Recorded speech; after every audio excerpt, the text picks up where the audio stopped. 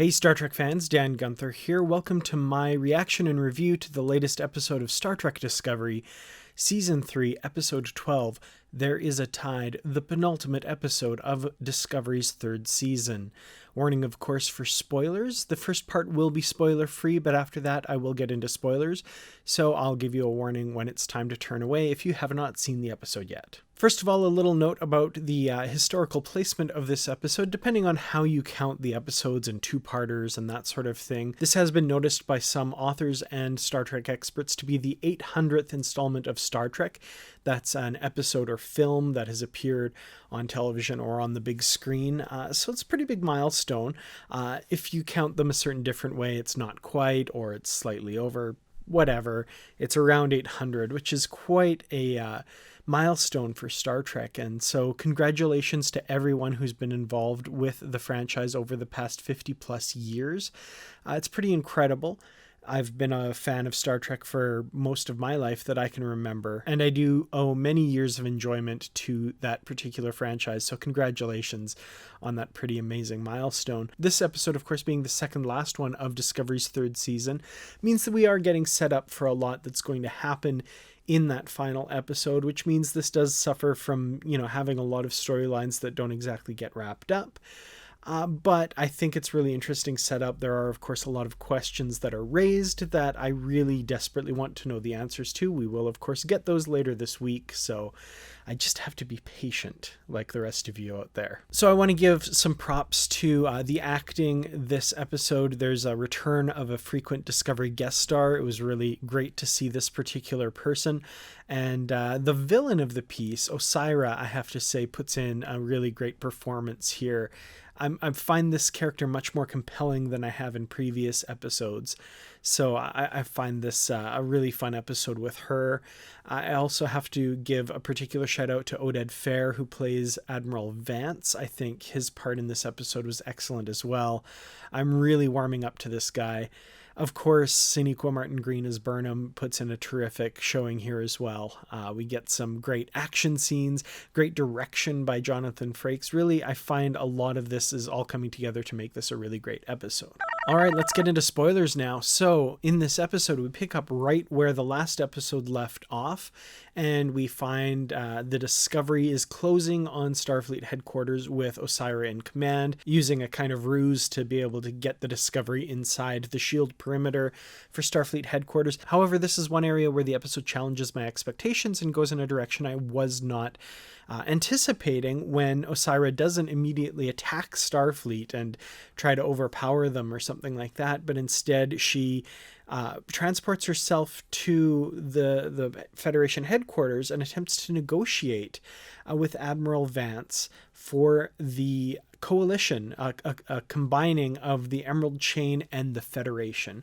This was really interesting and kind of allows us to see things from a different perspective and sees Osira in the position as a leader of her people rather than, a mustache twirly villain that we've gotten in previous episodes. So I thought this was really interesting to see different facets of that character, different sides of her. She's still not a good person, and that of course comes up and ultimately derails those negotiations. But, it is still really interesting to see things from her perspective a little bit and giving her a little bit more of a well-rounded character, and that, maybe circumstances have driven her to what she's doing. Doesn't excuse her behavior, obviously. She's still a criminal, but there's certain things about her character that you can kind of understand a little bit more, if that makes sense. I think Janet Kidder does a terrific job in this role. The most compelled I've been by Osira this season so far. Similarly, like I said, Oded Fehr as Vance does a great job. I think his little revelation of the way the replicators work was a lot of fun and a bit of, as Brandy said in our live show, a bit of a power move on his part in these negotiations with Osira. So I thought that was great fun. Just wonderful scenes between the two of these. And of course, the lie detecting hologram Eli playing an important role here as well. So yeah, that whole part of the episode I absolutely loved. We also have Michael Burnham and Book back aboard the Discovery. They managed to get aboard just before the Discovery gets through the Starfleet's defense perimeter.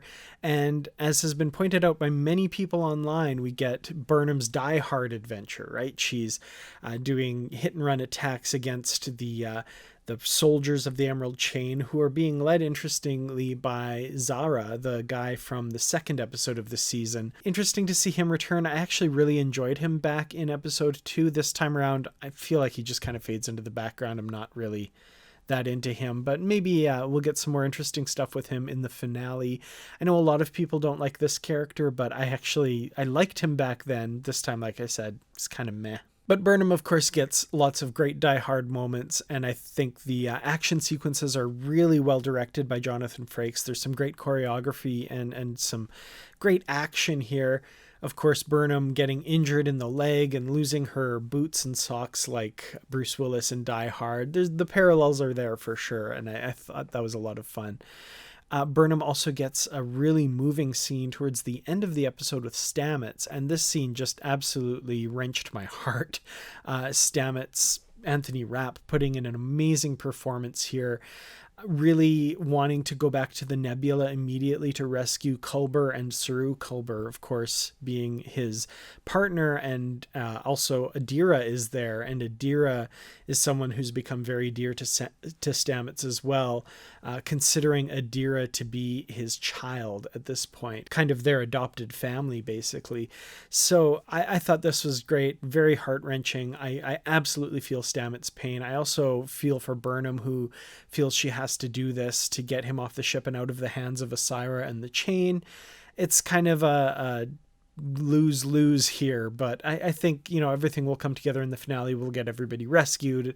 I'm not really worried about that, but the heartbreak here is real. This episode also sees the return of Kenneth Mitchell in his first non-Klingon role in Star Trek Discovery as the scientist Aurelio.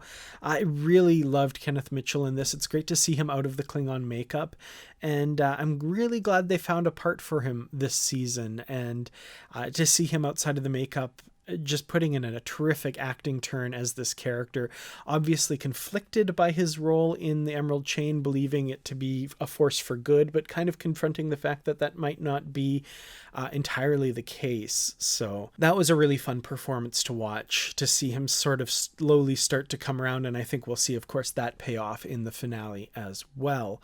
And finally, I want to talk about Tilly and the rest of the bridge crew, putting an excellent resistance to the soldiers and overcoming them. At the very end of the episode, being confronted with the sphere data, which has incorporated itself into the .23, I think was the number, the little robots, the repair robots. That was a really fun scene. I'm curious to see where that went. Of course, last week I speculated that the sphere data would not be okay with Osira and the Chain taking over the ship.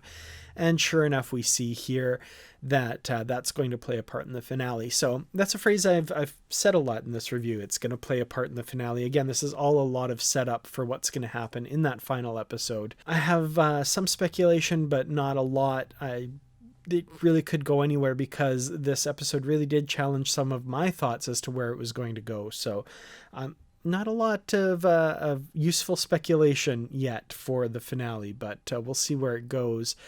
Interestingly enough, we don't see anything on the ship with Saru and Culber. That's all left for the finale as well. We don't see any of that action here, which I think was an interesting choice. It allows us to empathize with Stamets. He doesn't know what's going on there. He doesn't know if they're safe. We as the audience don't know either. We can suspect they'll be fine, but we don't know for sure. So it's an interesting way to get us to kind of go along with Stamets on his journey, I felt anyway, watching this episode.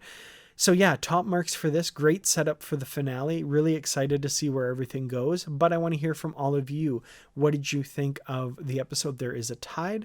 Let me know in the comments below. I'd love to hear from you. Thanks, of course, as always, to the Patreon supporters for all of your help in bringing these videos to you. A couple new supporters this month. Thank you so much for all of your help. I truly do appreciate it. To everyone else, thank you so much for watching. I'll see you all in the next video. Until then, make sure to have a great 2021. I hope this new year brings fun and exciting new adventures for all of you. I think it's up to all of us to make sure that the year is a better one for all of us, our friends, family, and neighbors. Let's do what we can to make it a great one. Until next time, as always, live long and prosper.